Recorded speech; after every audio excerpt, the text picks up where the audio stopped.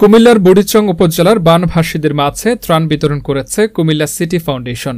২৫ August রবিবার সকাল থেকে বিকেল পর্যন্ত বন্যার কারণে আটকে থাকা মানুষদের উদ্ধার ও ত্রাণ বিতরণ করেন তারা। এ সময় উপস্থিত ছিলেন কুমিল্লা সিটি ফাউন্ডেশনের সাধারণ সম্পাদক আলমগীর হোসেন, সাংগঠনিক সম্পাদক ওসমান গনি সুমন, নির্বাহী সদস্য মাসুদ করিম মাসুম, সহপ্রচার সম্পাদক মাসুদ রানা, মোহাম্মদ হাসান আবুল, মাহবুব ও ফারুক।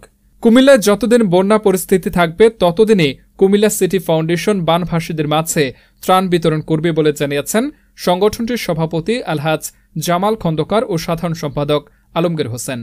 বানভাসী নদীর পানিতে তলিয়ে গেছে বলা চলে। আজকে দুদিন থেকে আমরা কুমিল্লা সিটি ফাউন্ডেশন কাজ করে যাচ্ছি। গতকালকে আমরা স্বেচ্ছাসেবী হিসেবে কাজ করছি। আজকে আমরা ত্রাণ নিয়ে আসছি, আমাদের গাড়ি আছে, বোট আসলে আমরা একেবারে ভিতরে নিয়ে যাব। যারা একেবারেই ত্রাণ দিতে ইচ্ছুক সহযোগিতার হাত বাড়িয়ে আপনারা এই বুড়িচং বামুনপাড়াবাসীর পাশে দাঁড়ান।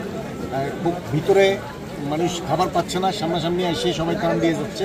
আপনারা যারাই ত্রাণ নিয়ে আসবেন ভিতরে ত্রাণ দিবেন। অনেক ভিতরে আমরা এখন আছি বাক্সমূল, ষোলনাল বাক্সমূলের পয়েতে এখন আছি। এখান থেকে বোট করে খাবারগুলো বিতরণ করবো ইনশাল্লাহ। আমরা চাই আপনারা আমাদের পাশে থাকুন, দোয়া করবেন বুড়িচংবাসী বামুনপাড়াবাসীর জন্য। আপনারা এই প্রবাসীদেরকেও হাত বাড়িয়ে যাওয়ার জন্য ওদেরকে আহ্বান করছি। যারা বিত্তবান তারা এগিয়ে আসার জন্য আহ্বান করছি। ধন্যবাদ সবাইকে।